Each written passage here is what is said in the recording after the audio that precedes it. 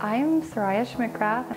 I've been a consultant for 4 years, and the reason why I love to use Thrive food is because I can take any recipe my family already loves to eat and turn it into a Thrive recipe and cut the prep time down and the cooking time down to fractions of the original recipe time.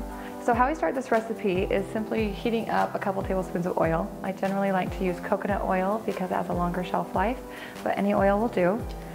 So you just add your oil to your pan, and you just need a simple, 2-quart pot like this. You want to have your temperature down pretty low when you're heating up this oil initially, because a cool tip we've learned through Chef Todd is that you don't actually have to rehydrate your onions before you cook them if you're going to saute them. You can just add them in dry. So we're going to add in, this is a half a cup of onions. Generally I add about a half a fresh onion to this recipe when I make it for my family before I was using Thrive. So this is just replacing that fresh onion with a half a cup of freeze-dried onions. Okay.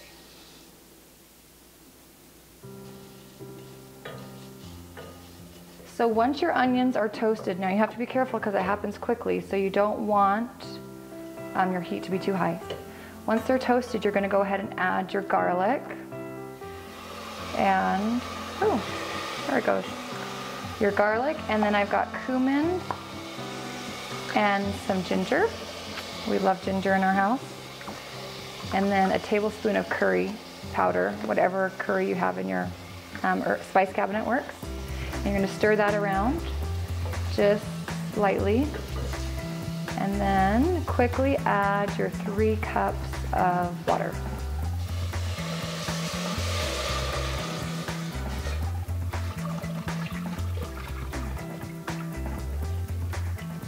So once you've added your water, you don't have to worry about obviously anything burning, but we really want a chicken bouillon or chicken broth. So I'm gonna add 3 teaspoons of chicken bouillon to make that water actually chicken broth.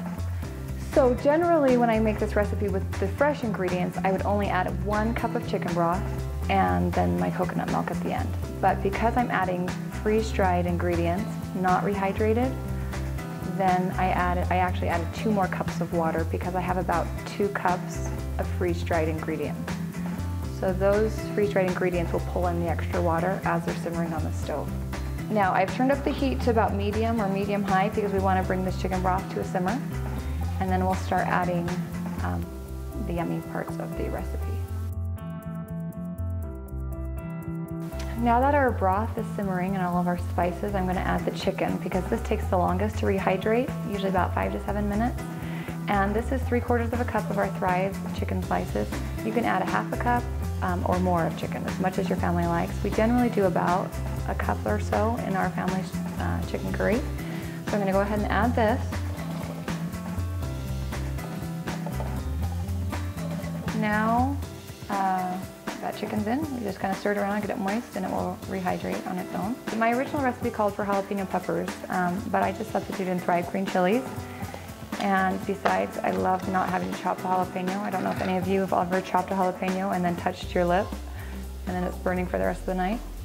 Well, with Thrive, you don't have to worry about any burning facial, never mind.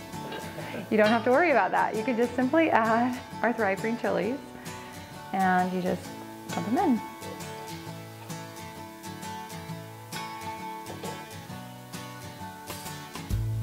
So now that we've already added our green chilies, the next thing we're going to do is add some more vegetables to our vegetable chicken curry.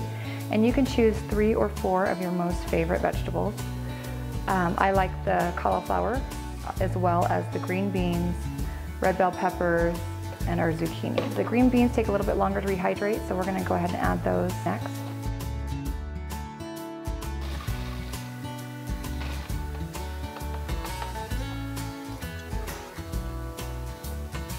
Okay, and those are just going to get all moistened and rehydrate on their own. Just going to let that simmer for probably about a minute or so.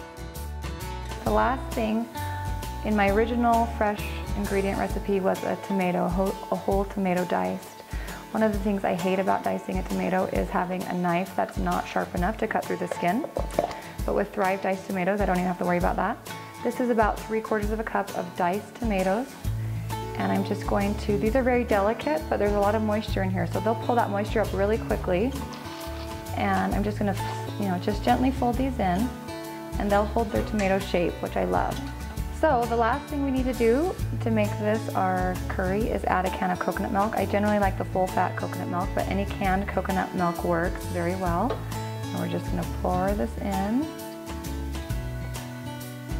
And stir that around. So once you add the coconut milk, you wanna just bring it up to a simmer again, just to make sure it's heated through, and then add your salt and pepper to taste. Because we added the bouillon, you might wanna taste it first. And I think it's perfect, it's really good.